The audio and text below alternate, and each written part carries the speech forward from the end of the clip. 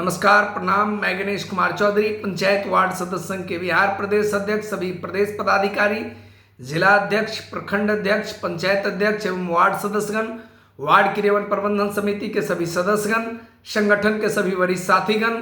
साथियों, पंचायत चुनाव परिणाम आए 3 वर्ष से ज्यादा हो चुका है और वर्तमान सरकार की दोहरी नीति के कारण हम वार्ड सदस्यों को 1 रुपये का काम नहीं मिलेगा और न कोई वित्तीय अधिकार मिला। साथियों, यहां तक कि अब बिहार सरकार का अंतिम बजट सत्र का आखिरी चरण चल रहा है। जिस प्रकार से बिहार सरकार ने हम वार्ड सदस्यों के साथ छलावा करने का काम किया, धोखेबाजी करने का काम किया, हमारे साथ में अन्याय करने का काम किया, यहां तक कि बिहार सरकार ने जिस प्रकार से एक सोची समझी साजिश के तहत हम वार्ड सदस्यों का अधिकार छीनने का काम किया, आश्वासन देकर वार्ड सदस्यों के आंख में धूल झोंक कर धोखेबाजी करने का जो एक मनगढ़ंत कहानियां बनाकर रखा था इतना दिन से, उसका पर्दाफाश सदन में हो चुका है।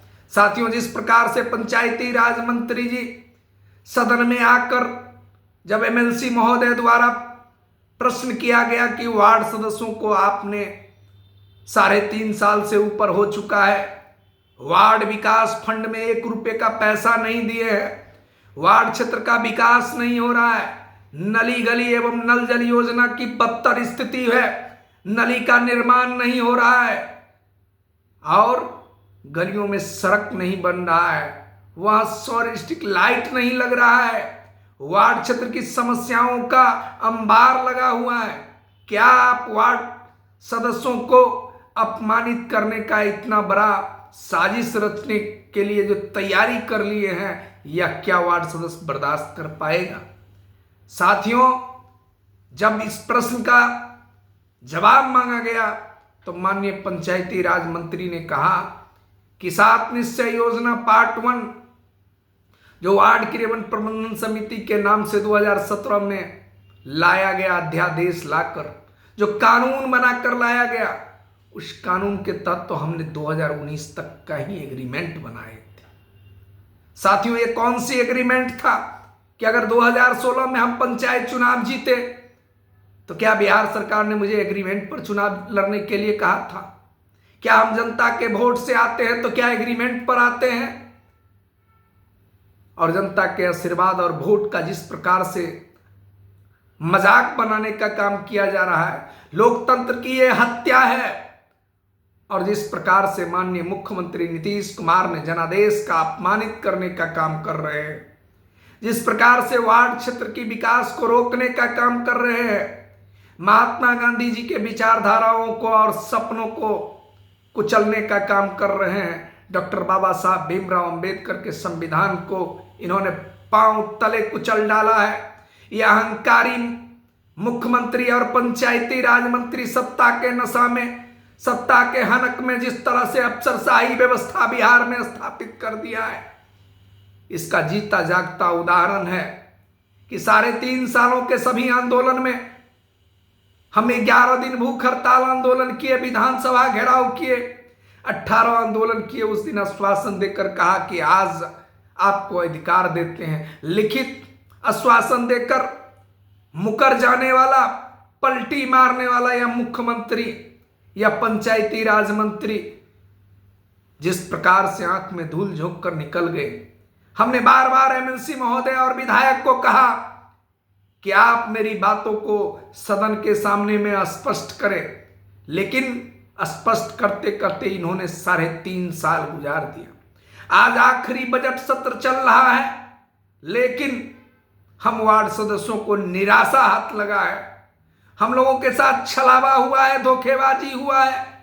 इसके लिए हमें तैयार होकर पंचायती राज मंत्री और मुख्यमंत्री और अपने अपने क्षेत्र के एमएलसीओं का पुतला दहन सड़क पर करना पड़ेगा।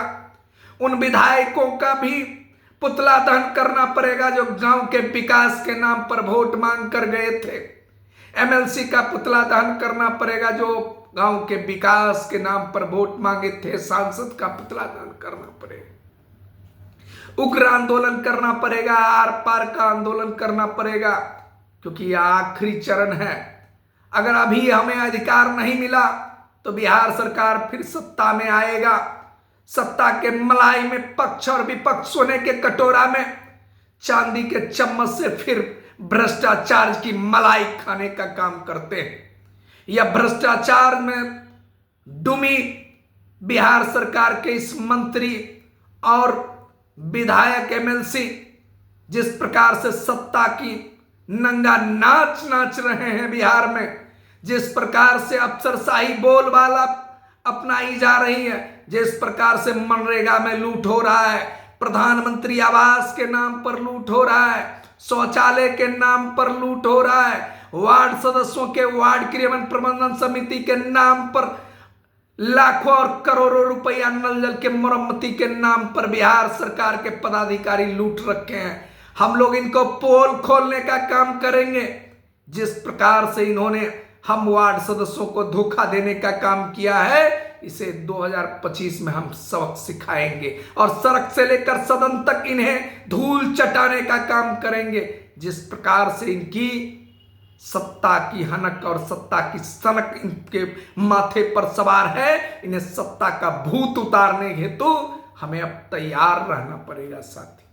जिस प्रकार से इन्होंने हम वार्ड सदस्यों को आंख में धूल झोंक कर कभी मुखिया से लड़ाया, कभी पंचायत समिति से लड़ाया, कभी बीडीओ से लड़ाया, कभी जिला परिषद से और कभी वहां के जिला प्रशासन के सामने में घुटना टेकने को कहता था कि आपका अधिकार जिला में चला गया है, पंचायत में चला गया है, प्रखंड में चला गया है। रे सत्ता के नशेरी, तुम्हारी हस्र बहुत खराब होने वाला है। तुम्हारा अंत का समय आ गया है और माननीय मुख्यमंत्री जी आपकी आखिरी विदाई भी वार्ड सदस्य तय कर रखा है।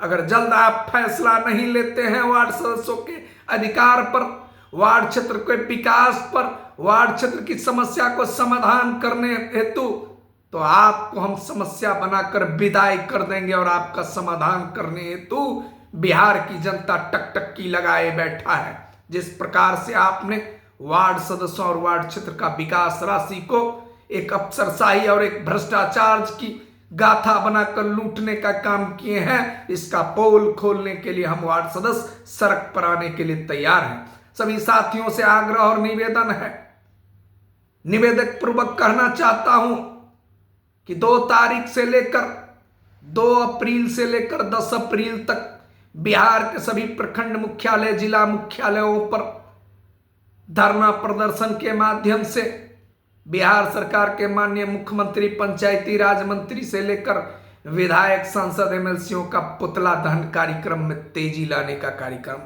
करें। और यह आंदोलन आर पार की लड़ाई है, आखिरी आंदोलन है। अब नहीं तो कभी नहीं। हम जीतने के लिए, लड़ने के लिए आए हैं, हम वार्ड का विकास करने के लिए आए हैं। जय हिंद, जय भारत, जय।